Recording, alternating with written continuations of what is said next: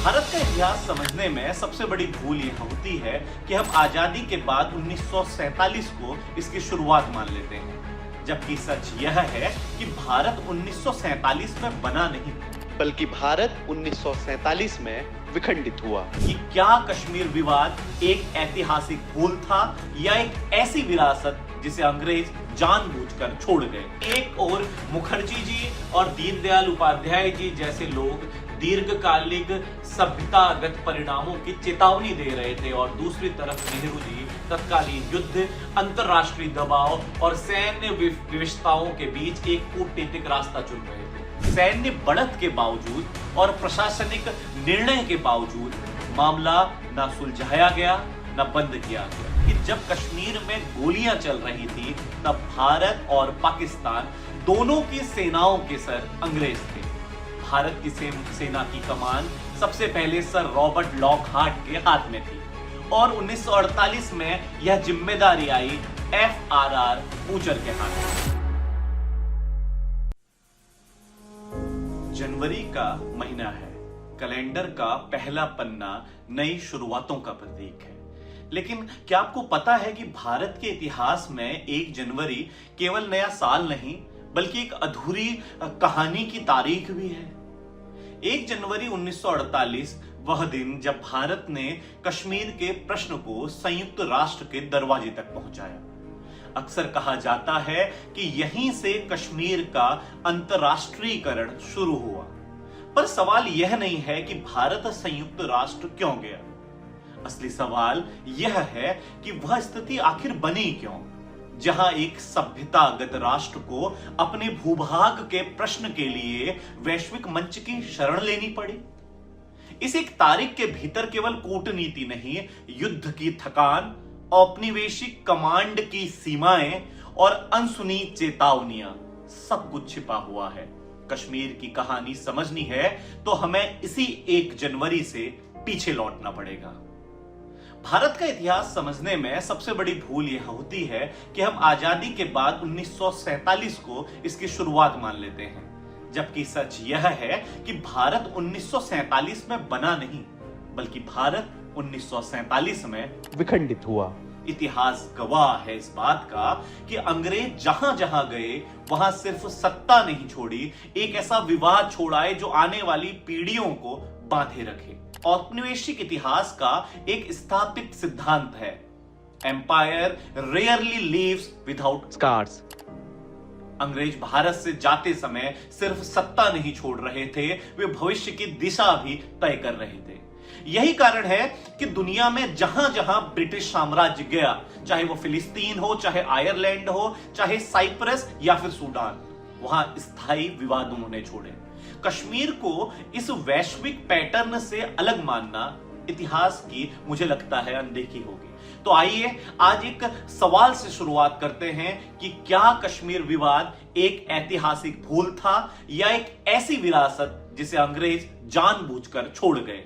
यह वीडियो हमारे 2 भागों में आएगा। मेरा आप लोगों से निवेदन है, चैनल को सब्सक्राइब करें और पूरा वीडियो अपने परिवार के साथ जरूर देखें। तो अब सवाल यह है कि अगर अंग्रेजों को कोई निशानी छोड़नी ही थी तो वह कहां छोड़ी जाएगी? ऐसी जगह जिसका भावनात्मक महत्व हो, ऐसी जगह जो एक भौगोलिक संवेदनशीलता रखता हो और भविष्य में उभरते राष्ट्र को लगातार रणनीतिक दबाव में जिससे रखा जाए। मुझे लगता है कश्मीर इन तीनों कसौटियों पर पूरी तरह फिट बैठता था। इसलिए यह संयोग नहीं है कि विलय के समय स्पष्टता के बावजूद, सैन्य बढ़त के बावजूद और प्रशासनिक निर्णय के बावजूद मामला न सुलझाया गया न बंद किया गया। तो इस प्रकार कश्मीर विवाद केवल 2 देशों का झगड़ा नहीं है, यह उस औपनिवेशिक छाया की आखिरी परछाई है जो अंग्रेज भारत से जाते समय छोड़ गए, ताकि भारत आजाद तो हो लेकिन निश्चिंत ना रह सके। भारत दरअसल अंग्रेजों से पहले भी सभ्यतागत रूप से एक था और उनके जाते ही फिर से एकीकरण की प्रक्रिया शुरू हो गई।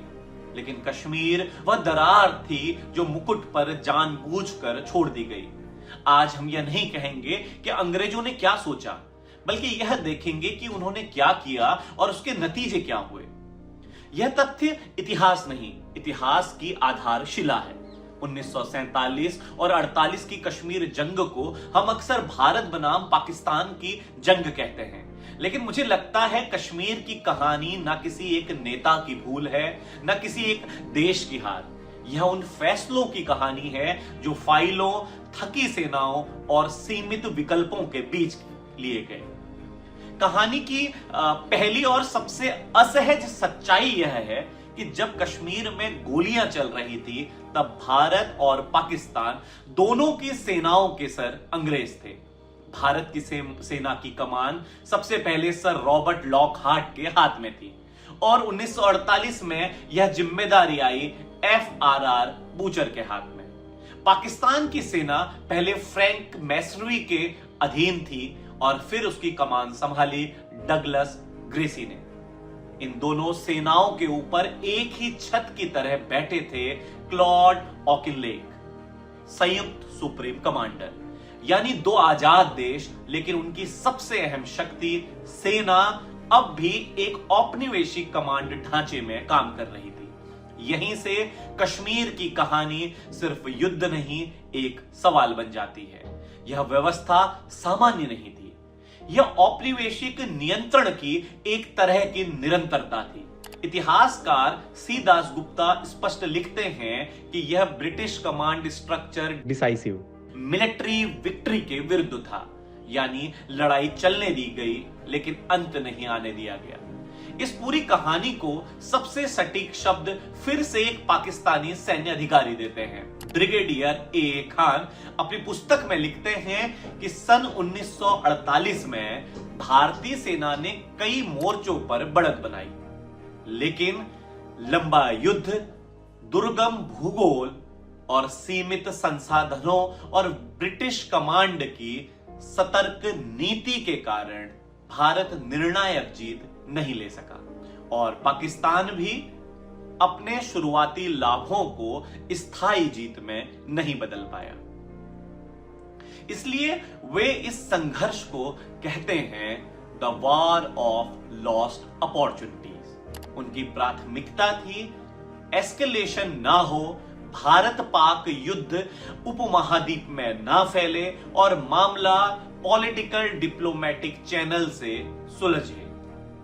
यही कारण है कि भारतीय सेना की बढ़त के बावजूद लगातार रेस्ट्रेंट की सलाह दी जाती रही और पाकिस्तान की शुरुआती आक्रामकता के बावजूद उसे निर्णायक जवाब तक नहीं जाने दिया गया।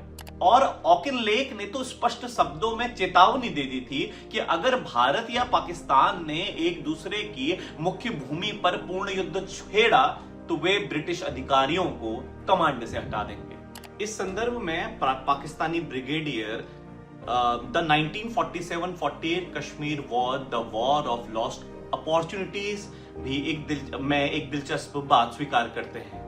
खान लिखते हैं कि दोनों देशों के पास ऐसे मौके थे जहां युद्ध का नक्शा बदला जा सकता था, लेकिन British commands cautious policies prevented the conflict from reaching a decisive. यानी खान भी मानते हैं कि यह जंग सिर्फ भारत बनाम पाकिस्तान की नहीं थी, बल्कि post colonial आर्मीज under colonial command की यह एक जंग थी।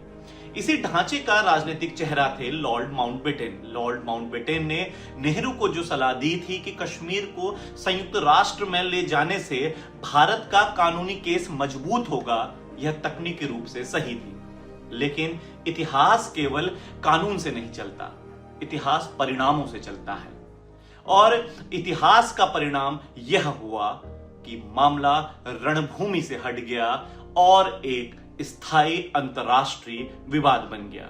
यही वह बिंदु है जहां गलती और मैनिपुलेशन के बीच की रेखा स्पष्ट करनी आवश्यक हो जाती है, क्योंकि गलती और मैनिपुलेशन के बीच की रेखा यहां धुंधली है।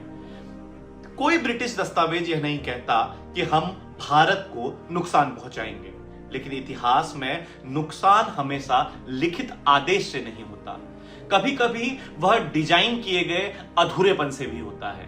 ब्रिटिश नीति ने युद्ध को निर्णायक नहीं होने दिया, राजनीतिक समाधान को अंतिम नहीं होने दिया और विवाद को खुला छोड़ दिया। यह वही तकनीक है जो उन्होंने दुनिया के और हिस्सों में अपनाई। कश्मीर कोई अचानक पैदा हुआ विवाद नहीं था। इसे लेकर चेतावनियां बहुत पहले दी जा चुकी थी, संसद में, लेखों में भी और निजी पत्रों में भी।